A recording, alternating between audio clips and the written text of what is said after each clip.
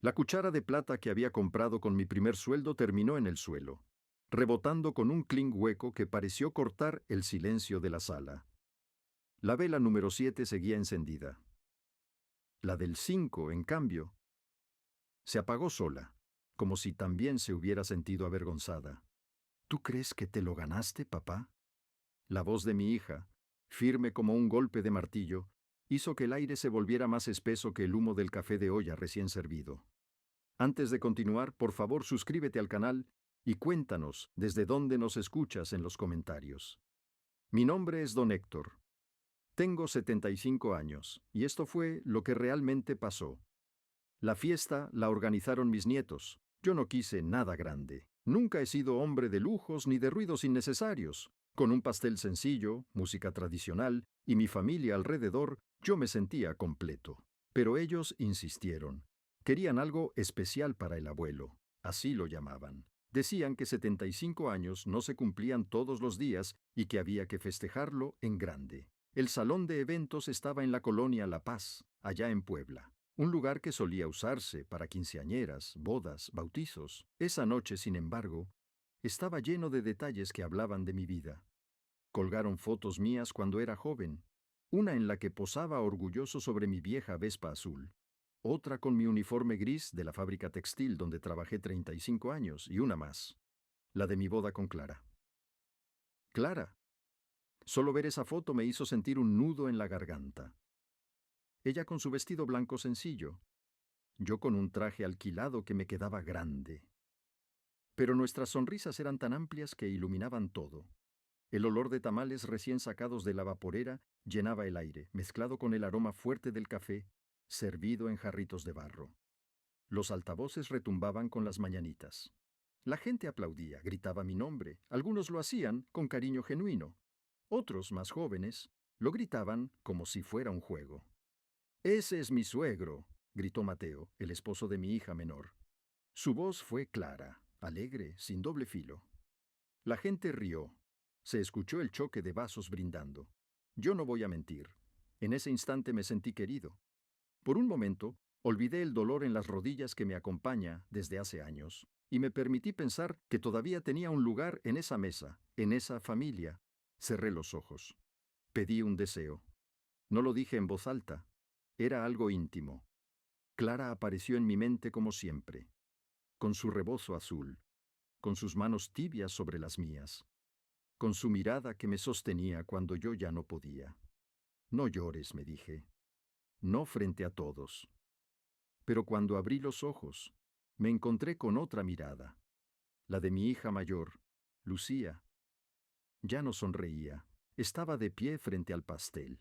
Era un pastel de 3 leches cubierto con crema batida y duraznos en almíbar. No era cualquier pastel. Era mi favorito.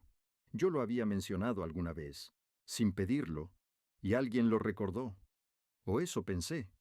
Sus dedos se apoyaron en el borde de la charola. No era un movimiento nervioso ni accidental. Fue frío, calculado. Sus manos empujaron el pastel lentamente, con un ritmo casi cruel, como si cada centímetro fuera un castigo escrito con calma. El pastel se deslizó sobre la mesa como un barco abandonado. Los duraznos temblaron. La crema se inclinó, hasta que todo cayó al suelo con un golpe sordo. Se escuchó un silencio tan denso que parecía que las paredes también lo retenían. Luego, un solo sonido. El soplo de la vela número 5, apagándose por sí sola, como rindiéndose a la humillación. El DJ no supo qué hacer. Bajó el volumen de la música, como si así pudiera desaparecer la escena. Los aplausos se cortaron en seco. Un niño comenzó a llorar. Lucía cruzó los brazos. «Ese pastel no lo pagaste tú, ¿verdad?» «Entonces no lo mereces», dijo. No lo dijo gritando ni con enojo. Lo dijo como quien comenta el clima, como si la crueldad fuera normal. Mi nieta Mariana dejó caer su vaso. El vidrio estalló contra las losas de cerámica. Nadie se movió para recogerlo. Mateo, incómodo, intentó intervenir. «Lucía, no». Pero no terminó la frase. Yo no respondí. No podía. Me quedé mirando el pastel destruido con la vela número 7 todavía encendida. resistiéndose al viento. Parecía esperar que alguien la salvara, que alguien recordara el propósito de esa noche. Nadie lo hizo. No voy a fingir sorpresa. Esa escena no me tomó del todo desprevenido. Meses antes, Lucía me había reclamado algo que yo creí olvidado. El dinero que le presté cuando abrió su salón de belleza en Cholula. Ella lo llamó un regalo. Era un préstamo, hija, le dije. No te pedí que me lo devolvieras de inmediato. Solo dijimos que lo hablaríamos después. Me colgó el teléfono, sin despedirse. Desde entonces, algo cambió. Su voz se volvió distante, sus visitas escasas. Cuando venía, apenas me saludaba. Y en sus ojos había un brillo distinto, uno que no era amor ni respeto, era resentimiento. Pero nunca pensé que esa herida llegaría tan lejos. Esa noche, frente a todos, Lucía decidió marcar una línea. No era solo un pastel. Era mi papel de padre, de abuelo, de hombre, todo reducido a crema y bizcocho tirados en el suelo. Mi nieto Emilio, el más pequeño, corrió hacia mí. Tenía apenas 12 años, pero ya entendía más de respeto que muchos adultos. Su camisa blanca estaba manchada con la crema caída. «Abuelo, ¿estás bien?», me susurró. No confiaba en mi voz. Solo asentí y pasé mi mano por su cabello. Ese gesto tan sencillo me sostuvo más que cualquier aplauso o palabra. Levanté la mirada. Vi a mis familiares. Todos evitaban mis ojos. Algunos bajaban la cabeza, otros se hacían los ocupados. Nadie se levantó a defenderme. Nadie me acompañó en ese silencio. Lucía regresó a su asiento. Se acomodó como si nada hubiera pasado. Pero su esposo, Gustavo, no pudo fingir. Bajó la cabeza. Sabía lo que ese acto significaba. Yo bajé la mía también, pero no de vergüenza, sino para recoger la cuchara que había caído al suelo. La cuchara de plata, la misma que compré con mi primer sueldo, cuando aún era un muchacho que creía que el futuro era eterno. La misma con la que alimenté a Lucía cuando era un bebé sentada en su sillita, con la que Clara y yo compartimos flan en Navidades. Esa cuchara era parte de mi historia. La sostuve entre los dedos. Sentí las pequeñas marcas que el tiempo había dejado en ella, y entendí algo. No iba a responder con gritos, ni con lágrimas, porque hay fuegos que se apagan con agua, y otros que se encienden con papel. Esa misma noche, al llegar a casa, abrí mi cajón más viejo, ese que guardaba papeles que pocos habían visto. Saqué un sobre amarillo, gastado en las orillas. Dentro estaban los documentos de la propiedad en Atlixco, una casa que había pensado dejarle a Lucía. También estaba mi testamento, aún sin firmar. Un acto puede parecer pequeño, insignificante, pero puede encender una historia nueva. Al amanecer caminé hasta la Notaría Pública número 4 de Puebla. El frío de la mañana se metía en mis huesos, pero mi decisión estaba caliente como brasa viva. ¿Está seguro de que quiere modificar esto, don Héctor?, me preguntó la licenciada. Su tono era neutro, profesional, pero sus ojos curiosos me estudiaban. Más que nunca, respondí. Y firmé con mano firme. 2 días después, sonó el teléfono. Número desconocido. Contesté. Era Mateo, el esposo de Lucía. Don Héctor. Quería disculparme. Yo no sabía que ella iba a hacer eso, dijo con voz nerviosa. No tiene que disculparse, hijo. Usted no empujó nada, le respondí. Mientras revolvía mi café con la misma cuchara de plata, aquella que había sobrevivido a la humillación, hubo un silencio largo. ¿Le puedo hacer una pregunta?, dijo, inseguro. Claro. Ese sobre que traía en el saco, ¿qué tenía? Sonreí.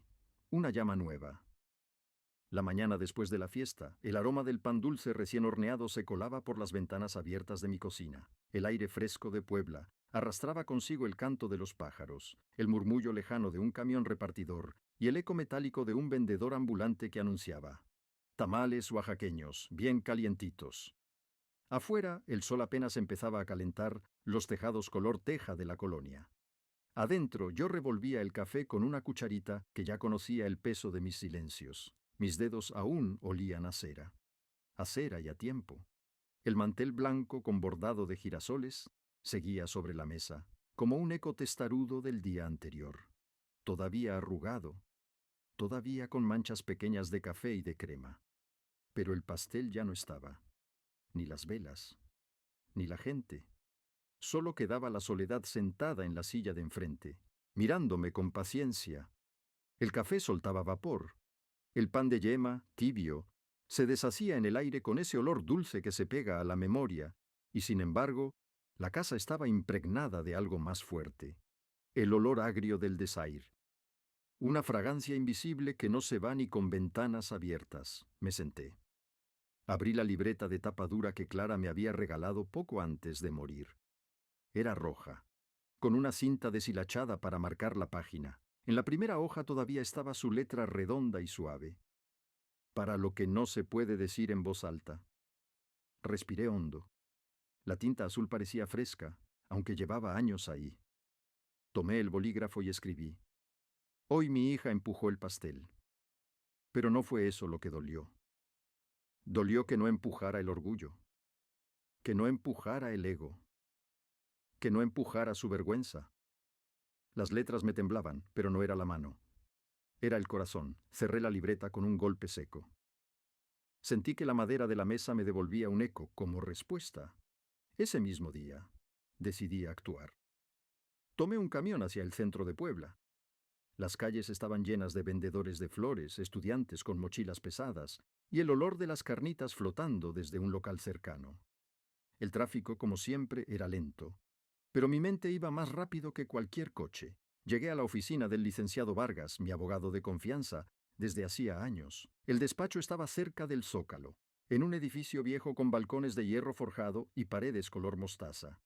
Subí por las escaleras de cantera, mientras el eco de mis pasos retumbaba como si el edificio quisiera escuchar mi decisión. Me recibió con un apretón de manos firme, sin apuros, como siempre. Su secretaria me ofreció un té de canela. El aroma me golpeó directo a los recuerdos, las navidades en casa con Clara, el ponche burbujeando en la olla. Pero ahora, ese olor me supo distante, como un fantasma que ya no calienta. Don Héctor, qué gusto verlo, dijo Vargas con su tono cortés de siempre. ¿Cómo fue su cumpleaños? Me quedé mirándolo unos segundos. La pregunta era simple, pero la respuesta estaba hecha de fragmentos rotos. Basta con decir que ahora necesito hacer un cambio, contesté, dejando que las palabras se acomodaran solas. Me senté frente a su escritorio. Saqué los documentos del portafolio. El papel crujió como si protestara. Le expliqué la situación, cada detalle. La fiesta, el pastel, la humillación, el silencio de todos, el rostro de Lucía. Cuando terminé, Vargas se acomodó los lentes, pensativo. Quiero que retire a Lucía del testamento, dije. Quiero transferir mis bienes a otra persona. El silencio se estiró en la oficina. Afuera se escuchaba el bullicio de la plaza, pero ahí dentro solo existía la gravedad de esa decisión. ¿Estás seguro de lo que hace?, preguntó con voz cuidadosa. Ella es su hija. Y Emilio es mi nieto. Y tiene más respeto en la mirada que muchos adultos en su firma. Mis palabras quedaron flotando, ni un titubeo. Le entregué los documentos que había traído del registro público de la propiedad. Habían estado guardados por años, esperando otra historia. Todo estaba en regla, solo faltaba firmar. Vargas asintió lentamente. Entonces prepararemos una modificación notariada. Acta certificada. Tiene validez inmediata. Eso quiero. Esa noche, cuando terminé de firmar, el olor a tinta fresca del documento fue más fuerte que cualquier perfume caro. Cada rúbrica me sabía a liberación. No era venganza, era justicia. Lucía no llamó, ni pidió disculpas, ni un mensaje. El silencio fue su respuesta. Pero Mateo sí lo hizo. Varias veces, con voz sincera, me pidió perdón, me ofreció incluso ayudarme con la despensa, con las compras, con lo que hiciera falta. No hace falta, hijo, le dije. Pero si quieres venir con Emilio a desayunar el domingo, aquí habrá pan dulce y chocolate. Al otro lado del teléfono se escuchó un respiro de alivio. Ahí estaremos, don Héctor. Gracias.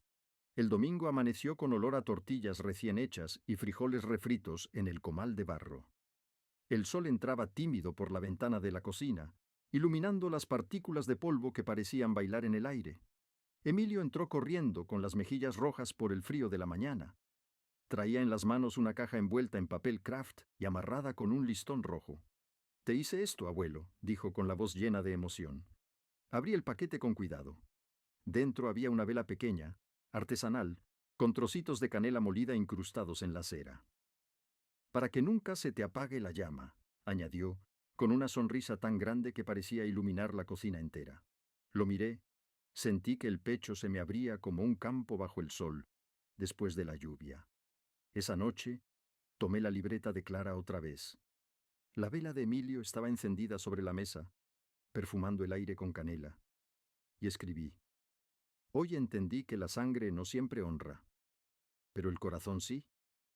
Y ese niño es puro corazón». Los días pasaron. La noticia empezó a correr lentamente por la colonia.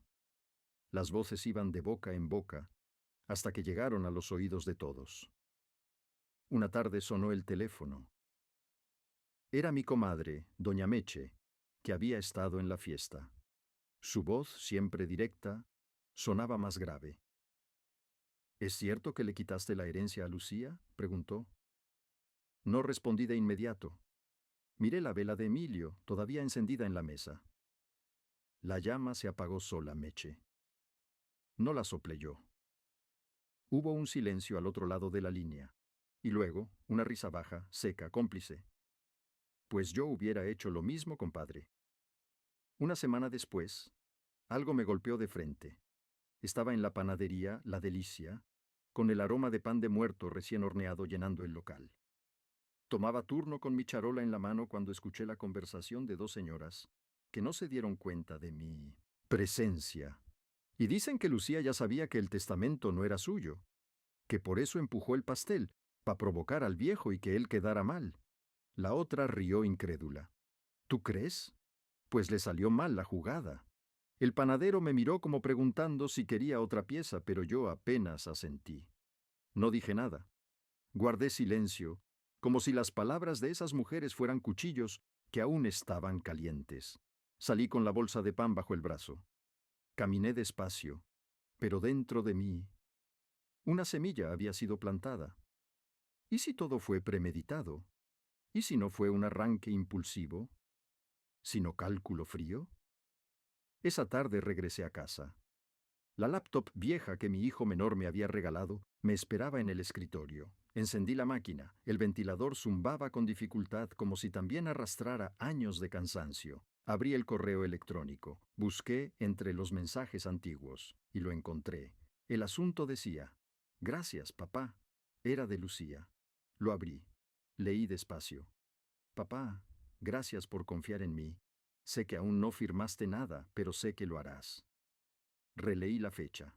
3 semanas antes de mi cumpleaños. Ahí estaba la verdad, clara como la cera de una vela. Lucía apostaba a que yo firmaría ese fin de semana, que la emoción de la fiesta, la edad, la nostalgia, me ablandarían lo suficiente, que terminaría entregándole todo, como si todavía fuera aquella niña que me pedía monedas para comprar dulces. Pero no contaba con algo, que el respeto también envejece, y cuando envejece, se fortalece. La siguiente jugada no iba a ser mía, sería la suya, y lo que yo haría sería estar listo para grabarla. La tarde que decidí encender la lámpara del comedor no fue por falta de sol, fue para ver más claro el tipo de oscuridad con la que estaba lidiando.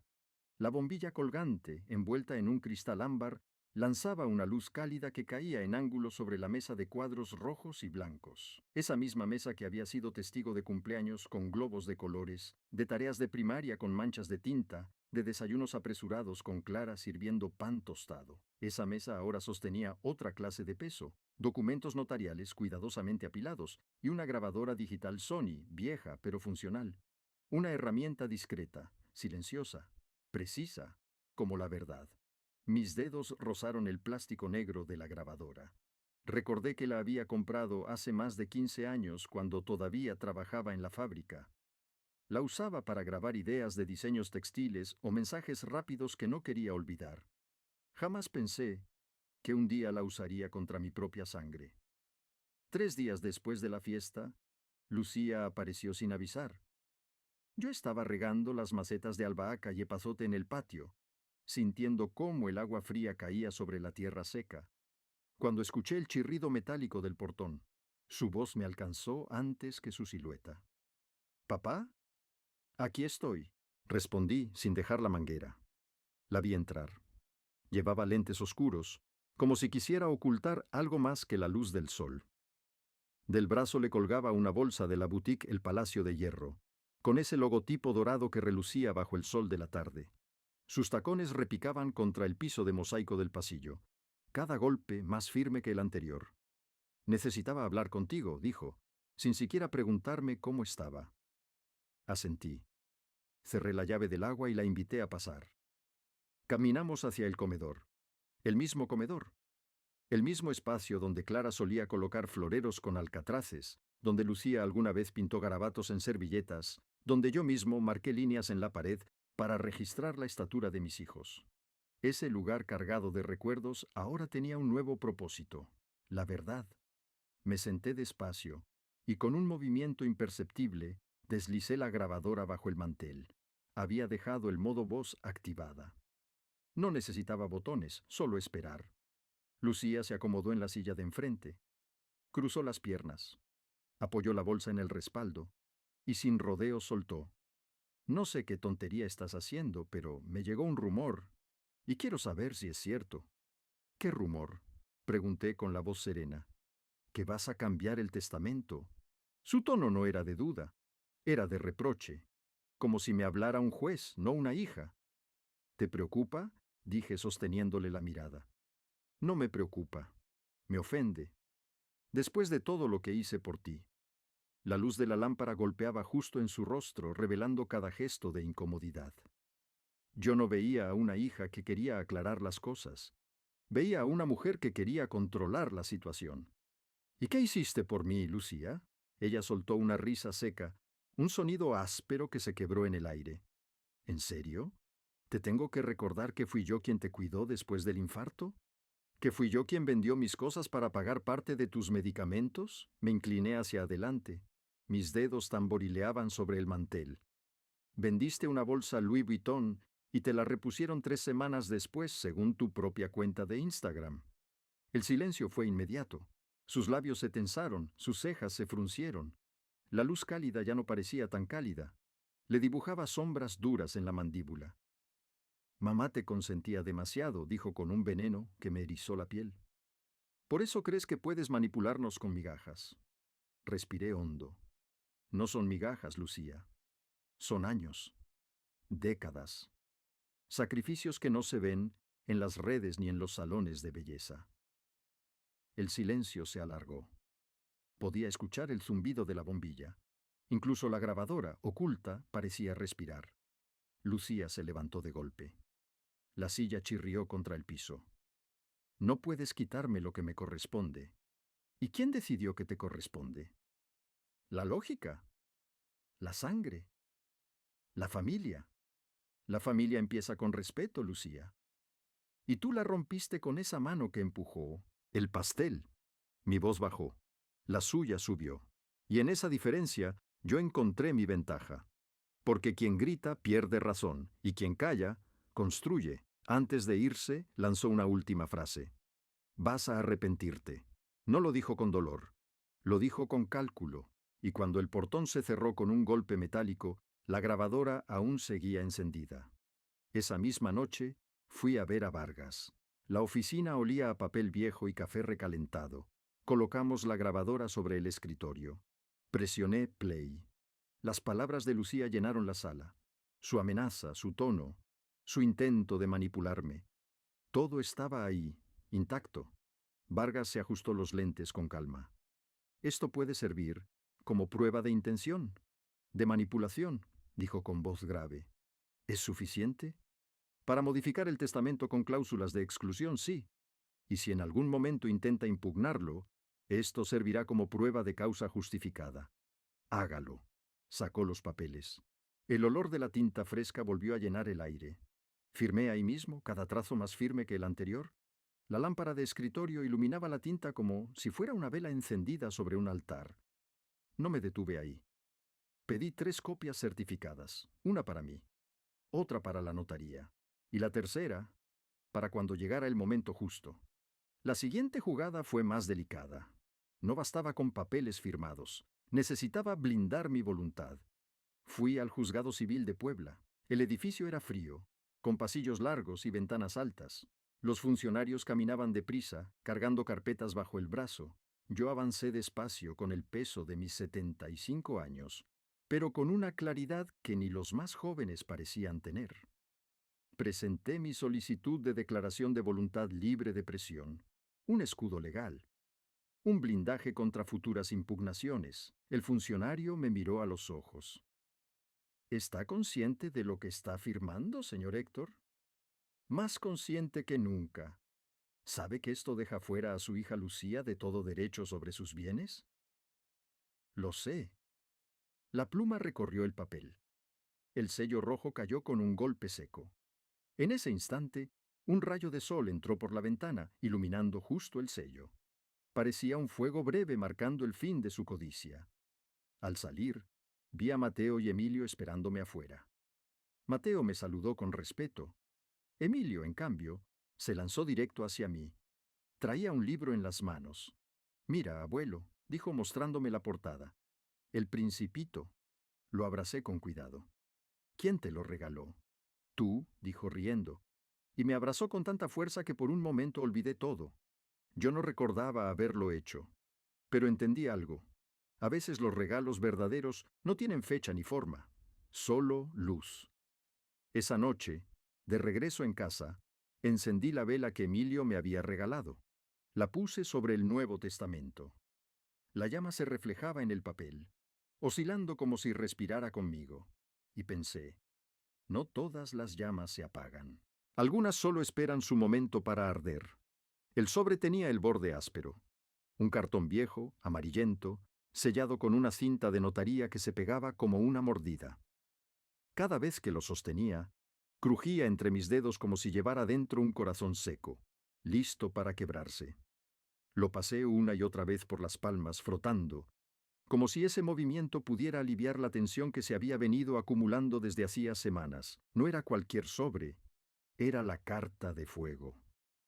Ese domingo, decidí organizar una comida familiar. No una fiesta, no un evento con música y globos, una reunión más sencilla, sin mariachis, sin pastel, sin aplausos forzados, solo con lo esencial. Tortillas hechas a mano, mole poblano en cazuela de barro, arroz rojo esponjoso, y un café de olla que olía a recuerdos de infancia y de hogar. Invité a todos, a cada uno, incluso a Lucía. No respondió al mensaje, pero su esposo, Mateo, sí lo hizo. Confirmó que vendrían, con Emilio. ¿Seguro que está bien?, me preguntó por teléfono, con la voz cargada de duda. Hay cosas que se enfrían si no se sirven a tiempo, le respondí. La casa estaba impregnada del olor de la hierba santa y del pollo recién desmenuzado. Las cazuelas sobre la estufa soltaban un hervor espeso que llenaba cada rincón. Toqué las asas con un trapo grueso, y aún así el calor me atravesó. Era un calor que recordaba al de las palabras no dichas. Quema, pero se aguanta. Emilio fue el primero en llegar. Entró corriendo, directo a mis brazos, me abrazó con fuerza. Su tacto era tibio, verdadero, sin segundas intenciones. «Huele rico, abuelo».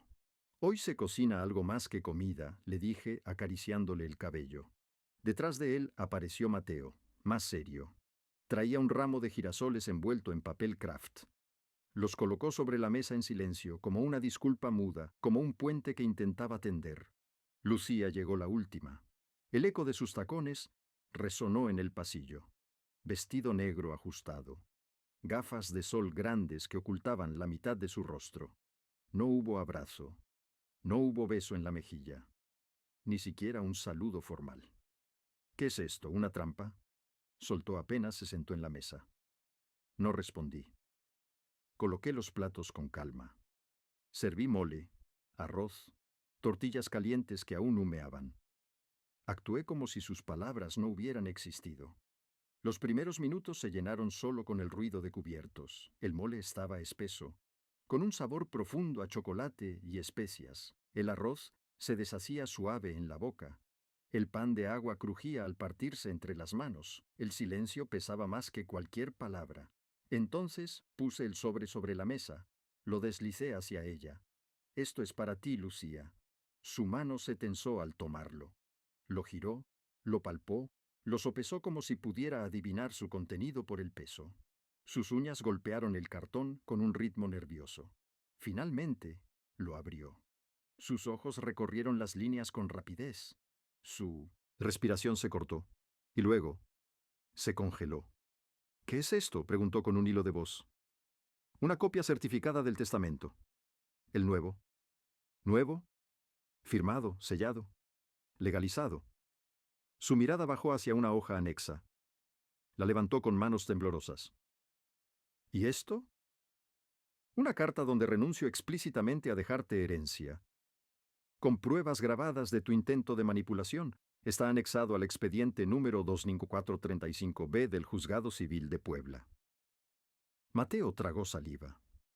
Emilio miraba en silencio, sin entender del todo, pero sintiendo cada capa de tensión como una cuerda tensa que podía romperse en cualquier momento. Lucía se enderezó en la silla. No puedes hacerme esto.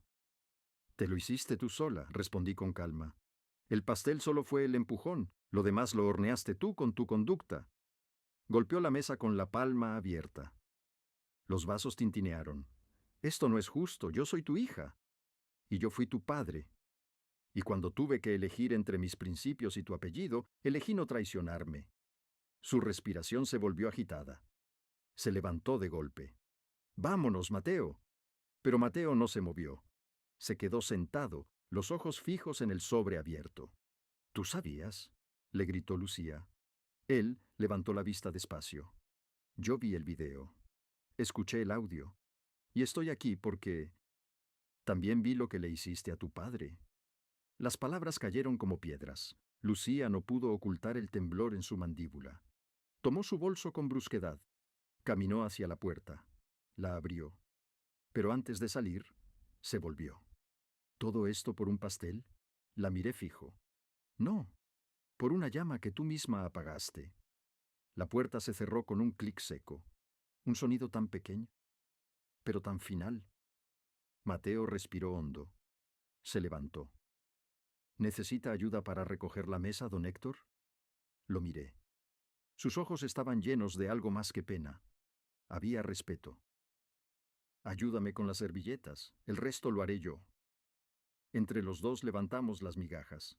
Emilio, aún en silencio, alcanzó a poner los girasoles en un florero. Ese detalle sencillo llenó la sala de un aire distinto. Cuando se fueron, la casa quedó en calma. Esa noche, ya solo, doblé el mantel con cuidado. El tacto de la tela me llevó atrás, a cuando Lucía se escondía bajo esa misma mesa, jugando al escondite. A cuando su risa era limpia, cuando sus manos eran tiernas, cuando no existía sombra entre nosotros. Pero hay cosas que el tiempo endurece, y uno no puede suavizar lo que no quiere ser moldeado. Me dirigí al cajón de mi escritorio. Saqué otra hoja, una carta, la última.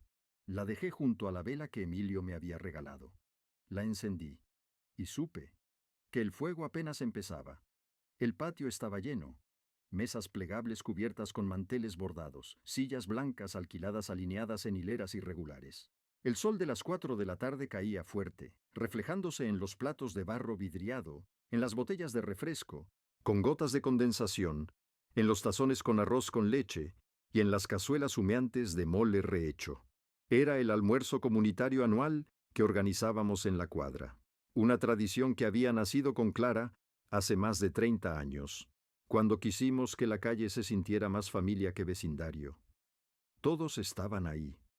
Viejos amigos, comadres que ya me habían acompañado en más de media vida, nietos corriendo entre las sillas con las mejillas rojas por el calor y la emoción. Pero este año algo sería distinto. Este año el fuego iba a hablar. Colgué un cartel sobre la entrada de la casa, hecho a mano, con letras firmes en pintura negra. A veces, para que algo florezca, primero hay que quemar lo que pudre. No lo firmé. No hacía falta. Emilio me ayudó a colocar una mesa especial, justo frente a la fuente del patio. Sobre ella puse un portapapeles de madera, una vela encendida, la suya, aquella que me regaló con canela incrustada, y un sobre blanco cerrado con cera roja. Mateo trajo el micrófono portátil que usábamos en las posadas navideñas, revisó la batería, probó la bocina, asintió. Luego me entregó el control, como quien entrega una antorcha. ¿Seguro que quiere hacerlo así, don Héctor?, me preguntó en voz baja. Este fuego no se enciende en silencio, respondí. Di 2 toques al micrófono. El eco metálico recorrió el patio. Buenas tardes a todos. Gracias por venir. Las conversaciones cesaron. Los platos se quedaron quietos. El viento bajó su ritmo. Solo se escuchaba una silla arrastrándose y el tintinear lejano de una cuchara contra un vaso. No hablaré mucho. Solo quiero compartir algo que aprendí este año, a mis 75. Hice una pausa. Sentí las miradas clavadas en mí. A veces, la sangre se enfría. El apellido pesa como cadena. Y el corazón, cansado, solo quiere descansar en un sitio donde lo vean, no donde lo reclamen. Caminé hacia la mesa central. Tomé el sobre blanco.